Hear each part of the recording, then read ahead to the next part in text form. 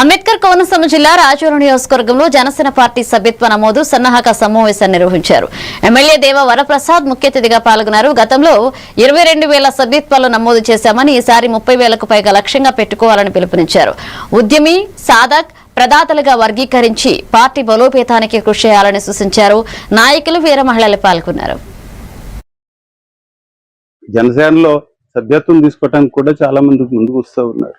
కారణం ఏంటంటే పార్టీ చేస్తున్న ప్రయోజనాలు కానీ చేస్తున్న మంచి కార్యక్రమాలు కానీ, ముఖ్యంగా మన ప్రెసిడెంట్ గారు వారి అవలంబిస్తున్న విధానాలు కానీ, ఆయన నిబద్ధత కానీ, నిజాయితీ కానీ, ఇవన్నీ కూడా ప్రజల్లోకి చాలా ఘాటుగా లోతుగా వెళ్తా ఉన్నాయి. ప్రతి ఒక్కరు కూడా జనసేన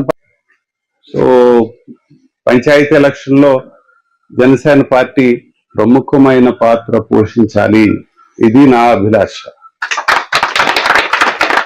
ఏదైతే పెద్ద పెద్ద పంచాయతీలు ఉన్నాయో గతంలో మన చేతిలో లేవు, అవి ఈసారి తప్పనిసరిగా జనసేన యొక్క జెండా పాతాల్సిన అవసరం ఉంది. దానికి నేను ఆల్రెడీ స్టెప్స్ స్టార్ట్ చేశాను. ఒక పని వచ్చినప్పుడు పని మీదే ఉంటారు అనేది జనసేన కార్యకర్తల్లో ఉన్న ఆలోచన. ఎలక్షన్ వచ్చిందంటే ఇంకా అసలు అది ఇంకా అన్ని వదులుకుని ఎలక్షన్లోనే పడిపోతారు. నెగ్గించేదాకా నిద్రపోరు. బెనిఫిట్ వచ్చేటప్పటికి నాకెందుకులే అన్నట్టు తిరుగుతుంది.